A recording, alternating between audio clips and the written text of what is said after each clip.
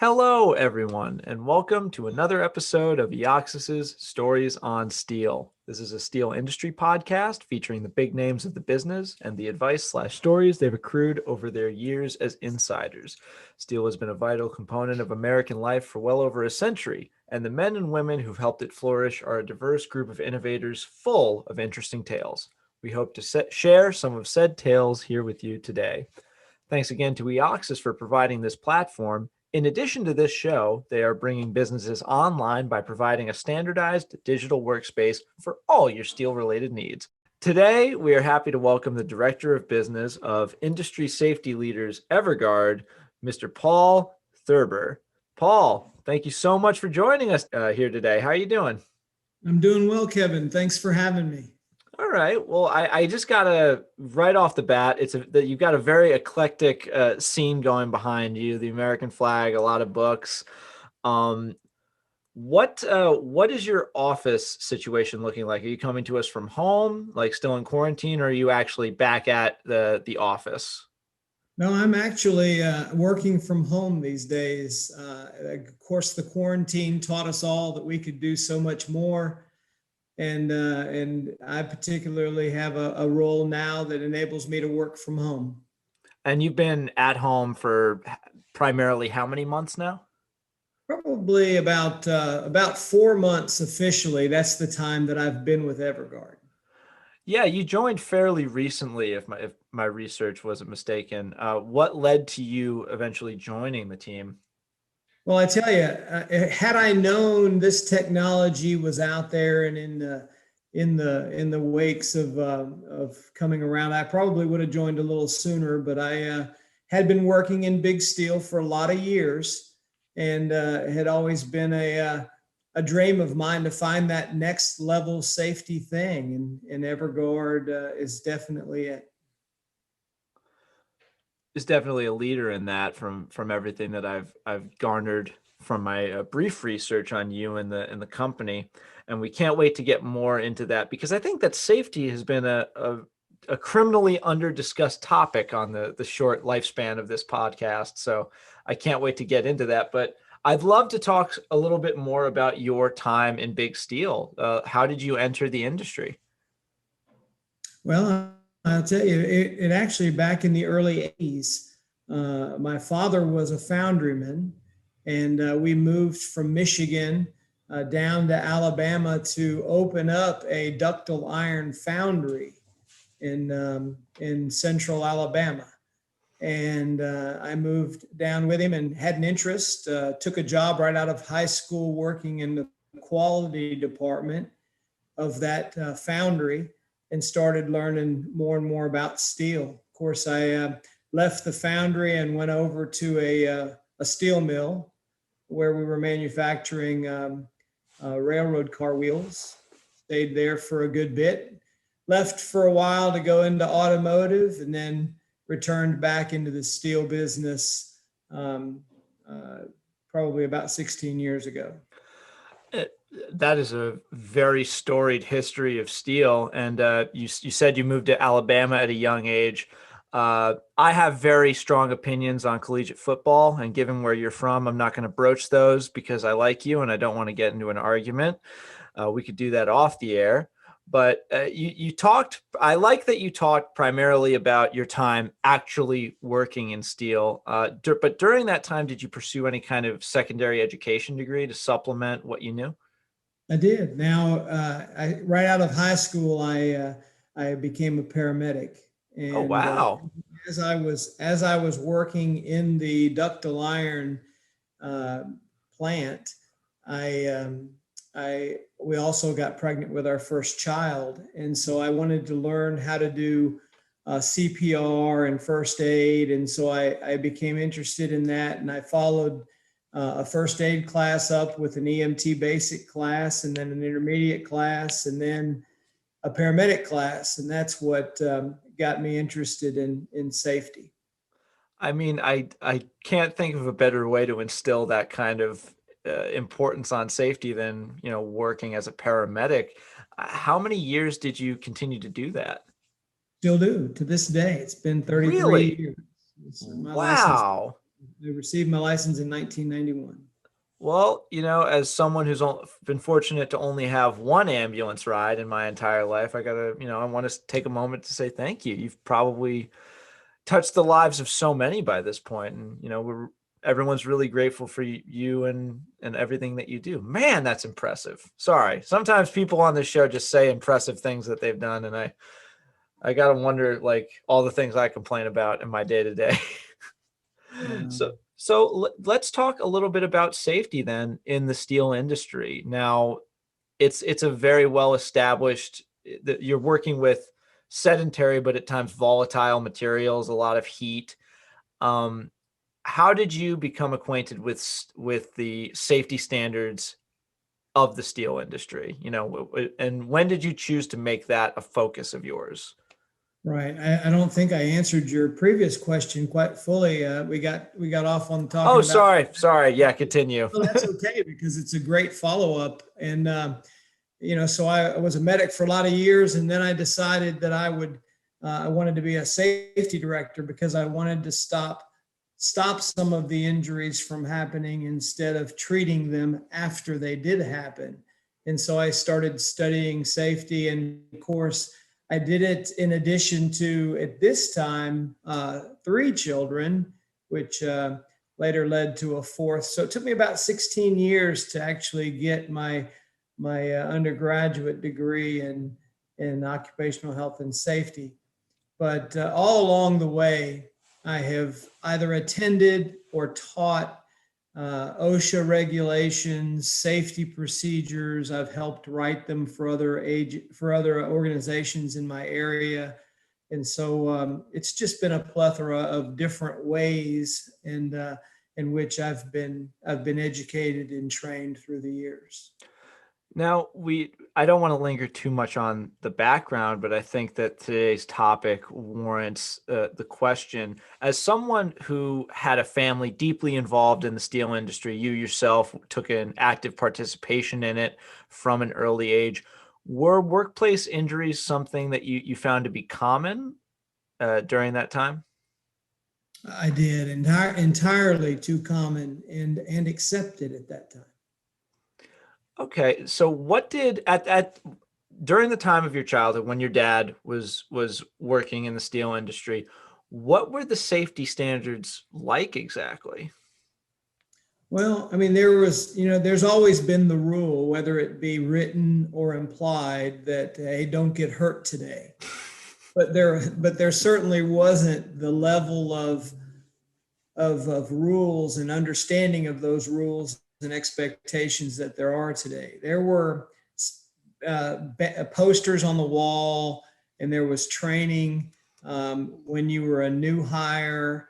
But as far as getting the job done, that was most significant for a lot of years. It was do whatever you had to do to get the job done. And from your job and the trajectory your career has taken, I can take it that those standards have improved somewhat in the preceding decades. Am I right in assuming that? Yes, they absolutely have. And, some of that was because of, companies actually recognizing the importance of their people, you know, starting to talk more and more about their people being their number one asset. OSHA took a very, very more active role in ensuring employers were offering their employees a workplace free of recognized hazards. They were willing to enforce the rules when needed, and they still are. But it's just been a combination of a lot of things that have changed the way we do safety pretty significantly over the last 30 years. I know that's a large amount of time to cover in terms of innovations that have been made, but I want to shorten the time span a little bit and bring up a statistic from worldsteel.org regarding the lost time injury frequency rate, or LTIFR, over the past decade from 2006 to 2007. The steel industry apparently saw a reduction of almost 80% in the injury rate. That is a massive amount of improvement in a very short amount of time. Can you speak to what sort of changes needed to be enacted to make that happen? Sure, sure. Of course, the first thing is we had to do compliance better. We've got to make sure that we're doing the things that we know to do and that we're doing them well. I think the biggest change came when we changed our effort from just compliance to caring. I think when we changed the have to want to. Now those are a lot of things that a lot of important people and a lot of other companies have focused on as buzz lines or buzzwords, but changing compliance to caring and changing the have to want to are some things that I've kind of built my career upon, and that is making people aware, and through that awareness comes the desire to do the right things for the right reasons. And I think when you get a whole lot of people doing that and recognizing why they're doing what they're doing or what they're being told traditionally to do, then you find more buy-in and more ownership, and you get the associated numbers you spoke of from that World Steel Association.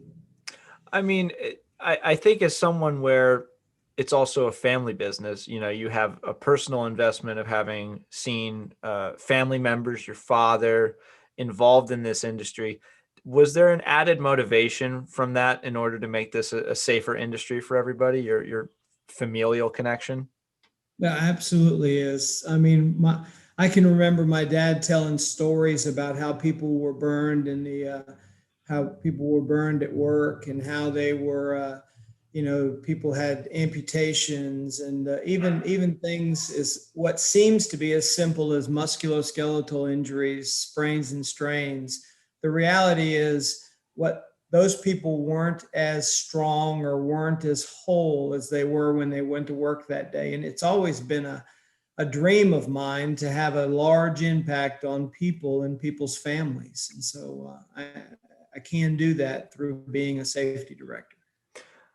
Well, that's truly just I'm very sorry, but in the past year, hearing just genuinely good statements like that and good mission statements like that definitely warms the cockles of my heart. And I really appreciate all the effort that you're doing.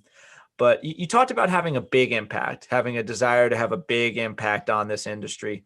How does Evergaurd fit into that mission for you? That's a great question. I'm so glad you asked it because, you know, we've been talking, and we being collective steel, we've been talking for a lot of years about what's next. How do we get better? We've all done a lot of the right things, and those right things have put us in a real good position. And that position is low incident rates. You mentioned one with lost time earlier.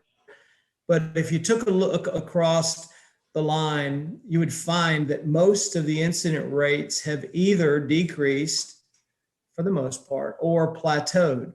And when you get to that plateau where you're having 3 or 4 or 5 injuries a year, some might say that's too many, but others might say, we've kind of plateaued at that point.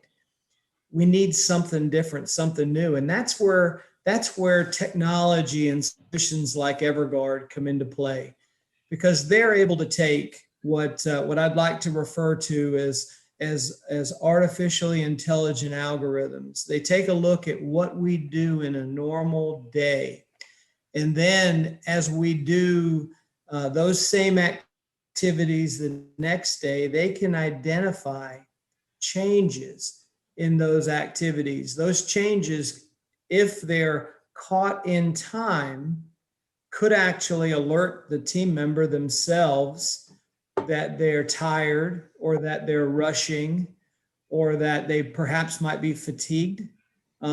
They may be distracted. There may be something that we can pick up on with artificially intelligent algorithms that we couldn't process. We don't have the mental capacity to process them in a timely manner.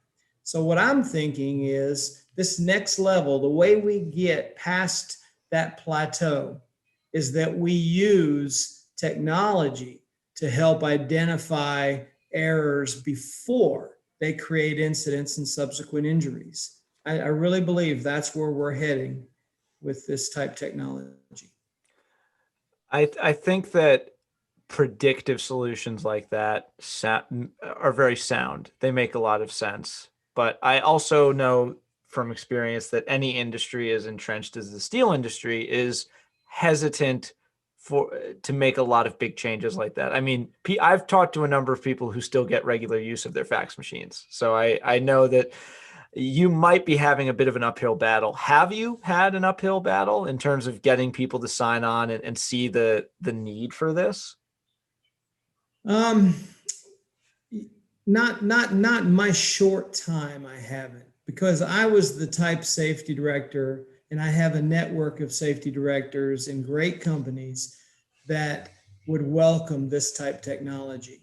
It's still new, and we're still in the in the proving of our concepts. But as we continue to develop solutions that work, we're finding people very open to trialing them, and again, we continue to get more and more interest every week. And but I have seen some people say, well, hey, let me know when it's working, or they're a little skeptical about it sounds a little big brothery. I've heard a little bit about that, but the cool part is that when we're doing it in order to keep our teams safe so that they can go home to their families at the end of the day, I'm finding it pretty well received. I think it would give people a better idea as to what you're suggesting, to get a better idea of the regulations that are already in place with regards to safety in the steel working industry, mining. What are some non-negotiable safety regulations that all companies in this industry need to follow? Like a few of the big ticket items that have been implemented and immediately seen a lot of change. All right. Well, I mean, I think of I call them the fatal five or the big five. It to me, you start talking about lockout, tag out, confined spaces, fall protection, mobile equipment, and cranes. Those five to me. If you don't follow those rules, pay attention to those details, you don't often get a second chance. It's unfortunate that incidents that occur around those items usually or have potential to cause serious injury or death. And I believe those are some of the non-negotiables. There's probably more than the five, but that's what comes immediately to mind as you ask that question. It's an unfortunate question to ask, to follow up with, but I think with any business operating, in a modern capitalist society, there is a conversation about cutting costs, and there is a desire to maximize profit. That is a simple part of the world we live in. But knowing what you know, having been on the safety regulation side of the industry for as long as you have, do you think enough companies are giving enough credence to those safety measures when it comes to, deciding where budget allocations go? Right. I personally think they are. I do know there are companies that aren't, and I do read a lot of information that's found through OSHA and the catastrophe or fatality reports that OSHA puts out. I do see there are a lot of companies that aren't giving the level of attention necessary to prevent those type injuries. The problem is it doesn't always show the company's failure when we can't control everything associated with a team member's actions. So that's why I kind of am leaning toward this AI and these type solutions, because they're able to, I don't think anyone goes into an injurious situation intentionally. I think what happens is they grow complacent, and let me define that for everyone listening. Complacency is nothing more than doing things so right that you don't have to think about it. And it's not a sin, or it's not a failure. It's just the fact that when we do things well, we don't think about the details as often. And my challenge for us today is that you think about a complacent driver. Have you ever driven from one place to another and forgotten something along the way? You don't intentionally want to be a complacent driver, but complacency sets in the best of us. Matter of fact, those of us who are really, really good at what we do are more susceptible to complacency than those who are new. And the example of that goes back to driving again. You think when you were a new driver, you kept your hands at 10 and 2, and you paid attention to every street sign, and you saw every pedestrian along the way, and you were very careful. And as you began to get more comfortable and good at what you do, you tend to forget a little bit about what you're doing. And that's what happens in our workplaces as well. It does seem so massively unfair that growing comfortable in a routine can lead to injury. I feel like that's almost like a big cosmic joke. Like, the more comfortable you get at something, the more likely you are to let errors fall through. But that's an interesting question. Do you find that the injuries that do occur, is there an even split among injuries for very, very green members of the industry that are like, don't know a whole lot, as opposed to established, well-worn people that are a little too comfortable with what they do? Is there a correlation between the number of injuries there? I think there is, or there are, excuse me.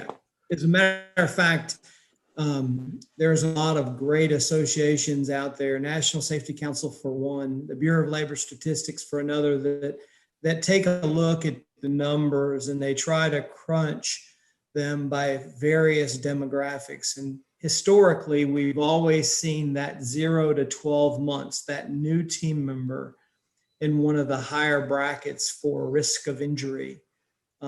Here of late, I would say maybe in the past 10 years, we've seen that statistic decrease. And it shows where not necessarily the 0 to 12, because companies have implemented new higher orientation programs, video-based training. They've done mentor programs where they couple these new rookie type team members with a more seasoned veteran, and that has helped decrease the number of injuries for those people in that 0 to 12 month phase. But we've seen the number of injuries for those seniored, those people that have the 20 to 30 years on the job. We've seen those numbers begin to increase. Now, some of that might be associated to physical demands and the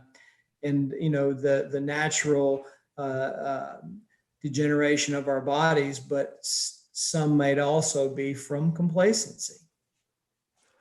I think that's a really good point. And I think that what you mentioned about training was really important. And I think that the tools that people have been using for training purposes in every industry have edged closer and closer to digital. It's not just a hands-on day and a video that you got to watch for 2 hours. It's a lot of digital training tools, tests.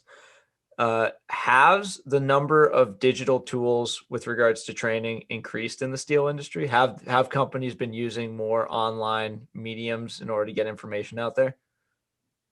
I think they have. I don't think they've gone away from traditional hands-on, but I think we have had more, a lot more digital resources become available and used. I do. Now, with regards to earlier, you talked about people being afraid of AI. I feel like AI can be a bit of a buzzword these days. Everyone has an idea of Skynet and, Big Brother, like you had already mentioned. Exactly, like what role would artificial intelligence actually serve in this framework of safety? What would it be doing to help prevent people from getting injured? Just so to clear the air on the matter. Yeah, well, it first of all, it's not looking for anything you're doing wrong. It is merely identifying what you're doing, and comparing it to what we've trained it to see as the right thing. It's comparing what you're currently doing to what's in those algorithms as the right stuff. And it's comparing it at thousands and thousands and thousands of data points per second, where we as humans can only process a portion, a small portion of those data points realistically. So it's doing more thinking than we're capable of doing. And it's doing it in a matter that once identified, once it identifies an incorrect act, it can alert the individual or a leader or management or it can tell others that that act is taking place, hopefully and planfully quicker than we can get injured, even though we realize an injury takes merely a fraction of a second. I think that that's really important because a lot of people, AI is a very wide term. And I think informing people on how it would be used in this context is the key to getting more people on board with it. And that sounds like something the industry desperately needs when you're dealing with a lot of very hot elements, volatile elements, a lot of big moving machines. There's still a lot of room for human error. And while you can never fully eliminate human error, I think giving people the ability to see when it's happening in a pattern that can be altered, it makes me really hopeful. And I want to once again thank you and everybody else working at Evergaurd for trying to make this a safer environment for everybody. Well, you're quite welcome. It's our honor. Well, and I don't want to turn this into the Paul is an amazing perfect guy podcast. So I do want to bring it back down to some of the numbers a little bit. One, what goals do you folks have for the next few business cycles, the next few years? Like what are you hoping to accomplish with this technology? Excellent question. Well, we're of course still continuing to trial it in different areas. We're developing use cases. Um, it seems like every week we're having someone identify another potential use case for us. So realistically, I think we want to get the solution to where we can incorporate it in not only steel, but in not only in large areas, but we can get wearables out there that could help detect ergonomic type. I mentioned earlier musculoskeletal type injuries. Um, Ergonomics is a big piece for us that we're moving quite rapidly toward um, several solutions, but for the most part, I would think just to continue to develop the solution and get it in as many trial and commercial operations as we can. Well, Paul, that sounds like a really amazing mission, and I wish you all the best in your and Evergaurd's endeavors with respect to that. Hopefully, we can have you on again at some point in the future to talk about all of the accomplishments that have been undertaken by you guys in this AI-based initiative. But unfortunately, we're running low on time. So I just wanted to take this moment to thank you once again for all of your insights and stories. It's going to definitely color future interviews as we focus a little bit more on the safety element of the industry.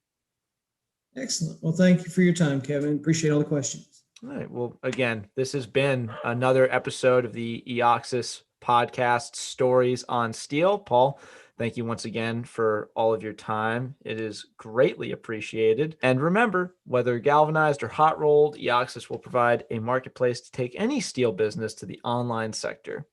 Thank you and good night.